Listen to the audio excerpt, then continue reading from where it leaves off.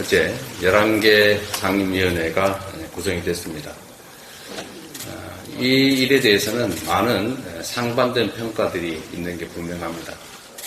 그런데 중요한 것은 결국 우리의 원래 역할이 무엇인가라는 점에 대한 생각이라고 봅니다.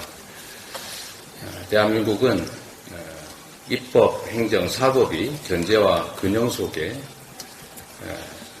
서로 간의 역할을 분담하는 민주공화국입니다. 그런데 지난 2년간 우리가 대한민국 국정의 현황을 되돌아보건대 과연 입법과 행정이 견제와 균형 속에 제대로 역할을 했는가를 생각해 봐야 합니다.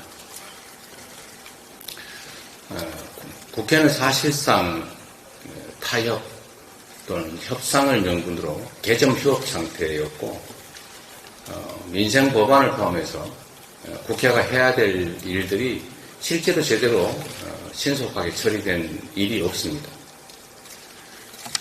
법사위는 사실상 개점 휴업 상태였던 것입니다. 상임위에서 합의 처리된 법안조차도 법사위 문턱을 넘지 못하고 사장된 법률이 너무 많습니다.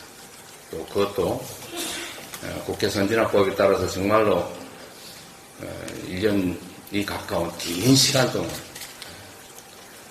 소위 패스트트랙 절차를 거쳐서 통과된 법률조차도 대통령에 의해서, 행정부에 의해서 일방적으로 거부됐습니다. 이게 과연 견제와 균형 속에 삼권이 분립된 공화국의 제대로 된 모습인지에 대해서는 정말로 우리 국민들께서도 우리 스스로도 명확하게 평가할 수 있을 것입니다. 국회는 일을 해야 합니다. 그리고 현재는 대통령 또는 정부 여당조차도 동의하지 않는 모든 법안을 거부하겠다 이렇게 선언을 하고 있습니다. 입법부의 존재 자체를 사실상 부정하고 있습니다. 입법부를 행정부에 예속시키겠다는 생각의 다름이 아니다라고 볼 수밖에 없습니다.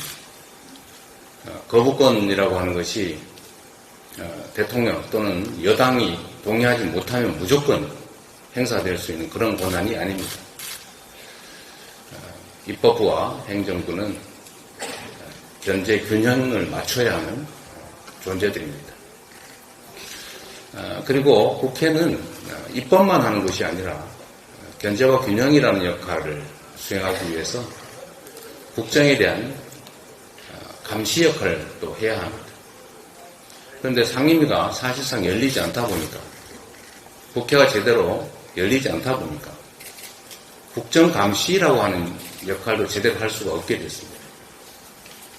거기다가 정말 가뭄에 콩나듯이 국회 또는 상임위가 열려도 정부 당국자들이 아예 출석을 안 한다든지 심지어 회의 중에 나가버린다든지 또는 증인으로 채택돼서도 또는 출석을 요청받고도 아예 나오질 않는다든지 이런 국회를 무시하는 국회의 권위를 존중하지 않는 이런 일들이 일상이었습니다. 이제는 국회가 제자리를 찾아야 합니다. 특히 행정 독주가 일상이 된 이런 상황에서는 국회의 역할이 그 어느 때보다도 중요하다고 생각이 됩니다. 민생에 관한 신속한 입법을 해야 되는 것은 물론이고 지금 난맥상을 보이는 국정에 대해서도 정확한 상황을 파악하고 문제를 지적하고 개선책을 제시하는 국정 감시자로서의 국회의 역할도 제대로 해 나가는 것이 우리 국민들께서 22대 국회에 바라는 바일 것입니다. 관례, 또 합의, 협의 다 좋습니다. 당연히 그렇게 하기 위해서 노력해야 합니다.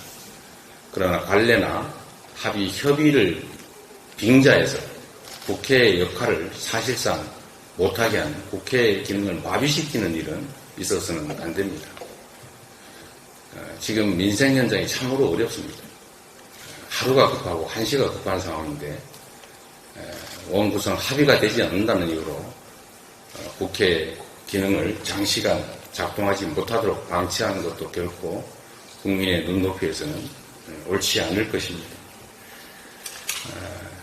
지금 11개 상임위가 급한 대로 구성이 됐지만 최대한 국민의힘과 또 협의를 거쳐서 상임위 구성을 노력해야 될 것입니다. 그렇다고 해서 그걸 무기한 아무것도 하지 않은 상태로 방치하는 것은 역시 국회 본연의 역할을 포기하는 일이 될 수도 있겠다는 우려가 듭니다. 많은 분들이 걱정하십니다. 그러나 우리는 국회 본연의 역할을 되찾고 또 국정의 감시자로서의 역할을 제대로 수행하고 또 성과로서 결과물로서 우리 국민들의 기대에 부응하는 것이 바로 우리 국회 다수당이 더불어민주당이 해야 될 일이라고 생각합니다. 우리 한 명 한 명의 손에 이 나라의 운명이 5천만 국민들의 삶이 걸려 있다는 생각으로 매 순간 우리 모두 최선을 다했으면 좋겠습니다. 참으로 고생 많으셨고 각별하게 국회의 역할 또 국회의원의 국민으로부터 부여된 책무라는 것을 깊이 생각하면서 주어진 우리의 역할을 함께 최선을 다해 수행했으면 좋겠다는 말씀드립니다. 고생하셨습니다. 감사합니다. 자, 그러면 지금부터 잠시만 주목해 주시기 바랍니다. 제가 구독자분들을 위해서 선물 하나를 준비했는데요. 제가 항상 여러분들께 드리는 말씀이 있습니다. 뉴스만 평소에 잘 챙겨보셔도 돈이 되고 돈을 벌 수 있다라고 말씀을 드렸는데요. 여러분들은 여기 보시는 삼성전자 뉴스를 보고 어떤 생각이 드세요? 아니면 정치인들의 뉴스, 날씨 뉴스를 보고는 어떤 생각이 드시나요? 그냥 뉴스만 보고 끝내는지 아니면 이 뉴스를 어떻게 이용할 수 있는지 이 부분을 고민하고 계시는지를 되물어보고 싶습니다. 그 이유가 뭐냐 하면 제가 지난번에 여러분들께 뭐라고 말씀을 드렸었죠? 지금은 반도체 섹터를 눈여겨보셔야 한다고 말씀드렸습니다. 그리고 나서 이런 썸네일들 뉴스를 통해서 많이 보셨을 겁니다. 반도체 내용이 이슈가 됐을 때 부자들은 어떻게 생각한다? 반도체 관련주들은 뭐가 있는지, 어떤 종목이 가장 좋은지, 어디에 투자해야 돈이 몰리는지 자연스럽게 생각한다고 제가 말씀을 드렸죠. 그 이유가 뭐냐 하면 부자들이 봤을 때는 이슈가 곧 돈으로 이어지고 그 이슈가 나에게 돈을 벌어준다는 경험적 확신이 있기 때문에 부자들은 항상 이런 사회적 이슈를 관심있게 챙겨본다고 제가 말씀을 드렸습니다. 이번에도 마찬가지인데요. 제가 지난번에 시청자분들과 함께하는 주식으로 수익 내기 이벤트를 진행했었죠. 당연히 100% 무료로 진행을 했었고요. 여기 보시면 아시겠지만 제가 지난번에도 구독이라고 보내주신 모든 시청자분들께 반도체 관련주 중에 가장 크게 급등할 딱 한 종목, 많은 종목도 아니라 한미반도체 한 종목을 여러분들께 추천드렸어요. 그러면서 여기 나와 있는 대로 정확히 얼마에 매수해야 하는지 그리고 수익률이 어느 정도 나왔을 때 팔아야 하는지를 이런 부분들까지 여러분들에게 정확히 알려드렸었는데 지금 실제로 어떻게 되었다? 오른쪽을 보시면 아시겠지만 제가 지난번 문자 발송으로 이 한미 반도체를 소개해드리고 나서 실제로 이렇게 5배 이상 어마무시한 상승이 나왔습니다. 100만원만 투자를 했어도 무려 500만원이 넘는 수익금이 생긴 거죠. 그래서 당시에도 굉장히 많은 분들이 제가 드린 이 한미 반도체로 수익을 내실 수가 있으셨을 텐데요. 다시 한번 축하드린다고 말씀을 드리겠고 이번에도 마찬가지입니다. 앞으로도 2024년, 2025년 계속해서 기대해볼 섹터는 AI입니다. 그 중에서도 AI 반도체는 그 누구도 부정할 수 없는 미래성장 산업입니다. 그러면 우리가 어떻게 생각해 볼 수 있을까요?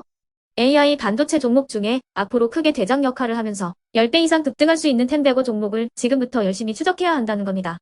큰 돈을 투자하지 않더라도 월급의 일부분 아주 소액이라도 이 종목을 모아가야 수백 %의 수익률을 손에 쥘 수 있는 것이죠. 지금 여러분이 보고 계시는 이 유튜브 또한 AI 반도체와 아주 밀접한 연관이 있고 반도체야말로 대한민국의 핵심 산업으로 앞으로 더더욱 시장은 성장할 수밖에 없습니다. 그렇기 때문에 제가 이번에도 뭘 보내드리고 있냐면 지난번과 똑같이 구독이라는 문자를 보내주시면 제가 AI 반도체 관련주 중에 앞으로 대장주 역할을 하면서 주가가 가장 크게 급등할 한 종목을 여러분들께 문자 발송으로 종목명과 사고 파는 시점을 모두 알려드릴 건데요. 그 문자를 받고 여러분들이 주식으로 돈 버는 연습을 한번 해보셨으면 좋겠고요. 혹시라도 나는 주식을 하지 않는다 하시는 분들은 주변에 주식하시는 지인분들에게 말씀을 해주셔도 되고요. 아니면 연세가 있으셔서 투자가 어렵다 하시는 분들은 이 종목을 자녀분들에게 한번 사봐라. 이걸로 한번 수익을 내봐라. 이렇게 조언을 해주실 수도 있는 거겠죠. 그래서 지금 이 영상을 보시는 시청자분들 중에 나도 이번 종목이 좀 궁금하다. 하시는 분들은요. 누구나 상관없이 그리고 어느 시간대나 상관없이 부담 없이 010-2514-5930번으로 구독이라는 문자 보내주시면 제가 이번에도 똑같이 무료 추천 급등주 문자를 보내드리겠습니다. 이해되시겠죠? 제 번호 010-2514-5930번으로 구독이라는 문자 보내주시면 여러분들이 직접 이슈를 통해서 돈 버는 연습을 해보실 수가 있는 거고 제가 돈을 받는 것도 아니고 투자를 대신해 드리는 것도 아니기 때문에 부담 없이 신청해 주시면 되는 겁니다. 그리고 수익이 나면 저는 다른 것은 하나도 바라지 않습니다.